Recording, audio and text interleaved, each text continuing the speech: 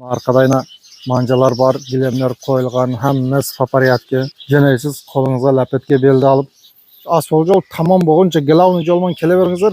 Assalomu alaykum ahli YouTube. Assalomu alaykum qadrli obunachilar.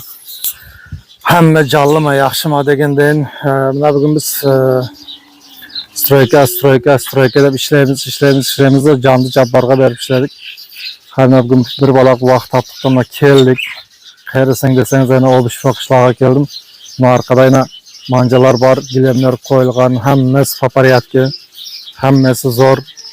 Keptirib bir cho'milib ketseniz yaxshi bo'lardi. Sezon boshlanibdi. Bugutlarni syomka qildim, az katta video qilib taylayman. Mana ochilibdi, hamma yer yaxshi cho'milib ketadi ekan. Shu o'rinda biz ham bir cho'milaylik deb keldik.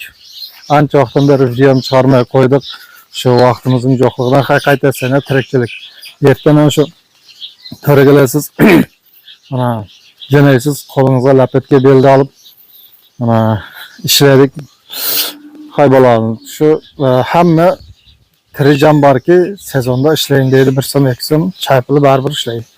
Shunday ekan aynan shu Obishfo qishlog'ida Obishfo qishlog'ida joylashgan bir o'zim shu Obishfodan bo'laman. Yavan rayonda, Tojikistonda Yavan rayonda Qaynar Ko'z qishlog'i desangizlar, ana shu Ostonaga olib keladi. Asfalt yo'lda tushibangizlar, Qaynar Ko'zning qishlog'ining shu asfalt yo'l tamam bo'lguncha gelavni jolman kelaberingizlar, shu Ostonaga kelib asfalt yo'l tamam bo'ladi, ana shu yerga kelasizlar. Mana shunday ekan, aziz do'stlar, ular ko'p gapirsam, gapim minutam o'tib ketyapti.